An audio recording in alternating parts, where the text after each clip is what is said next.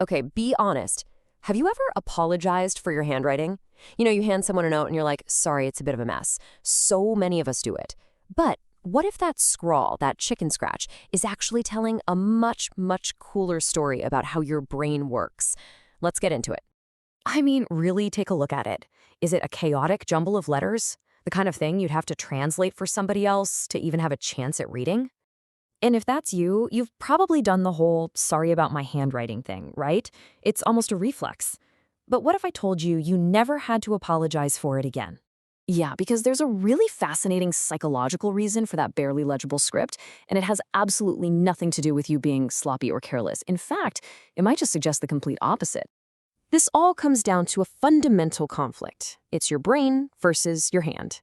Think of it like a high-speed race, and once you understand who's running it, you'll see your handwriting in a totally new light. So the fancy term for this is motor-mental speed mismatch. Let's just break that down real quick. Motor is the physical part, your hand moving, making the shapes. Mental is your brain, just firing off thoughts and ideas. The mismatch is the whole problem. Your brain is like a Formula One race car, and your hand, well, it's a bicycle trying its absolute best to keep up. And this chart really spells it out, doesn't it? Your brain has one job here. Get the information down. Capture the idea before it disappears. Its priority is pure speed. But your hand, it's been trained to do something totally different. It's trying to execute this really delicate motor skill of forming perfect, neat letters. Its priority is precision. So right from the get-go, they have completely opposite goals.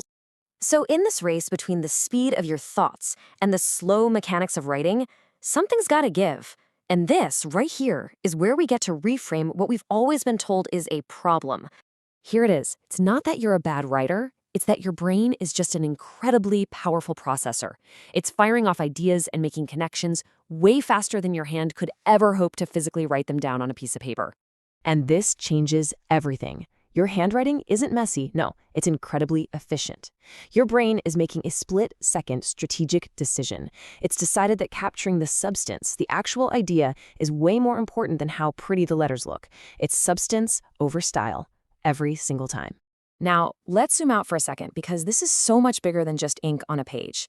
This whole pattern, prioritizing what's happening on the inside over how things look on the outside, it's a massive clue about other personality traits. In fact, this exact same dynamic, this preference for the internal world over the external presentation, it's the same pattern we see in a whole bunch of other behaviors that people tend to get wrong, especially the ones we connect to introversion. You see, this whole idea of having a rich, super fast-paced internal world, it connects directly to the strengths of introversion, which are, so often misunderstood.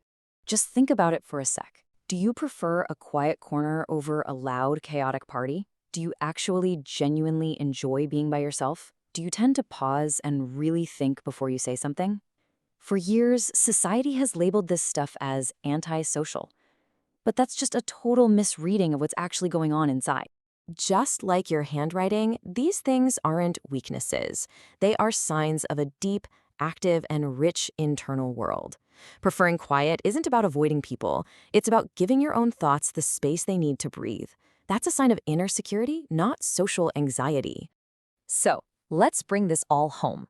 The big takeaway here ties everything together, from your messy handwriting to the power of a quiet personality, and it all boils down to one central, powerful idea.